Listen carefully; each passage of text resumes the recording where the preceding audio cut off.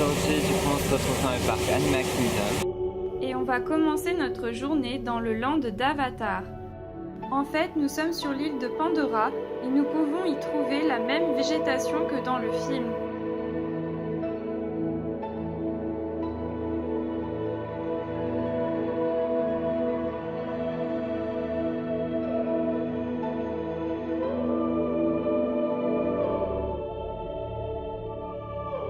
C'est assez grandiose, les rochers sont suspendus au-dessus de notre tête, des cascades jaillissent depuis les rochers. On a vraiment l'impression de faire partie du film et de rentrer dans le décor d'Avatar.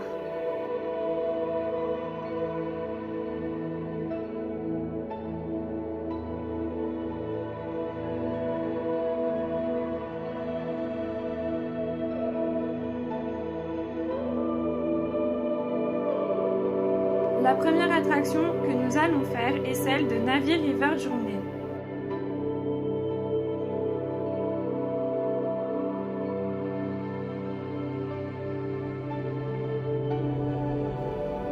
L'attente est splendide et magnifique puisque nous avons tout le décor du monde d'Avatar qui est encore une fois mis à notre disposition.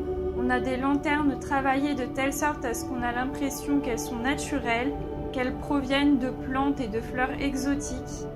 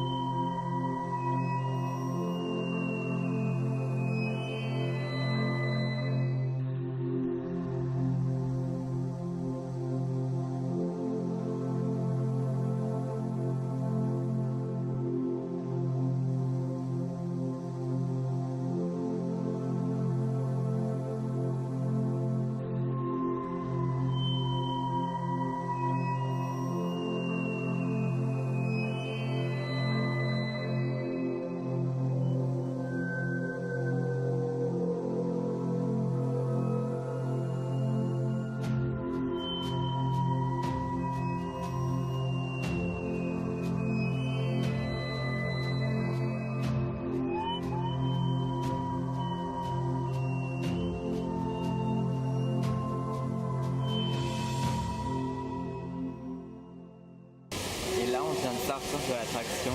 Na'vi River Journey. On a bien aimé. C'était super beau, c'était impressionnant.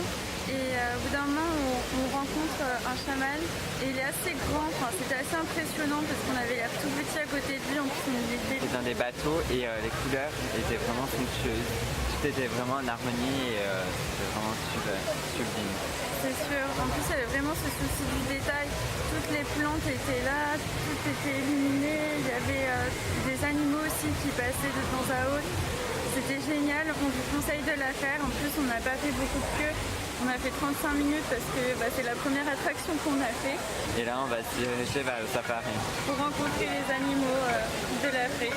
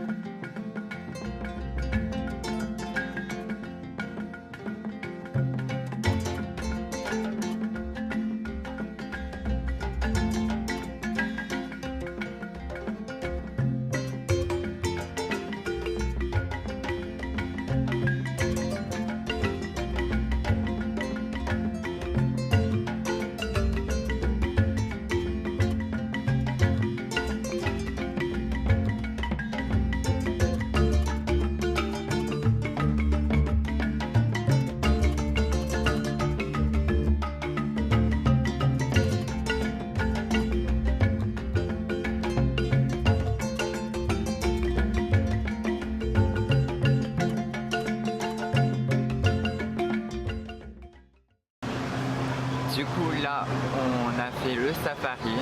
C'était bien, mais ça ressemblait plus à un zoo qu'une promenade en jeep dans la savane.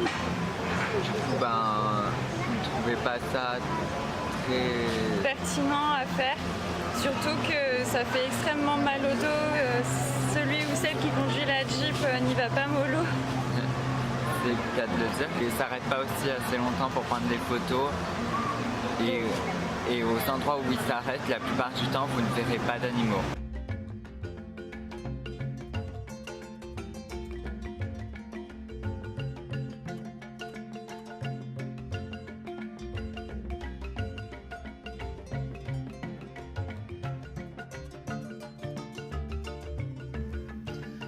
Avant d'aller à l'attraction Les Mille et une pattes, nous sommes arrêtés à un Starbucks assez atypique puisque les gobelets avaient un petit design de Disney et aussi les pailles étaient 100% recyclables.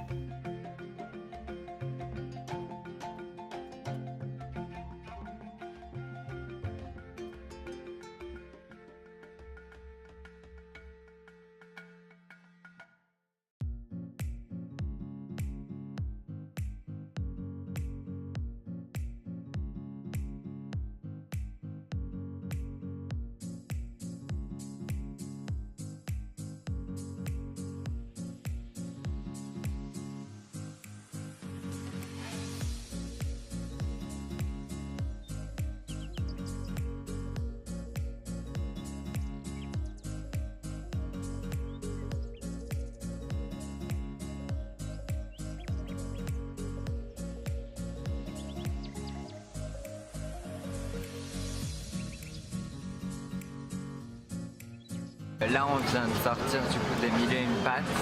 On avait pris des fast-pass pour cette attraction, mais en fait ça sert à rien parce que c'est un gros théâtre où tout le monde peut s'asseoir et c'est extrêmement grand, il y a une grosse capacité. En termes de place.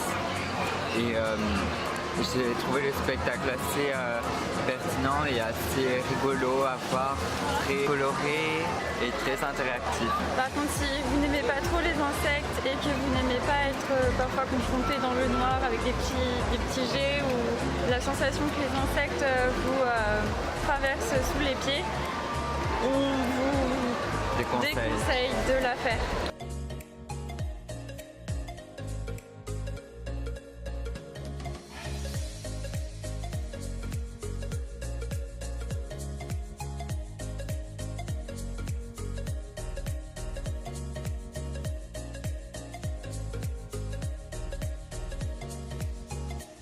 La partie d'Inoland nous rappelle un peu cette ambiance festive que l'on retrouve dans les fêtes foraines, puisqu'on a une partie consacrée à des mini-jeux tels que les machines à pince ou encore des manèges dans lesquels vous pouvez faire des mini-montagnes russes.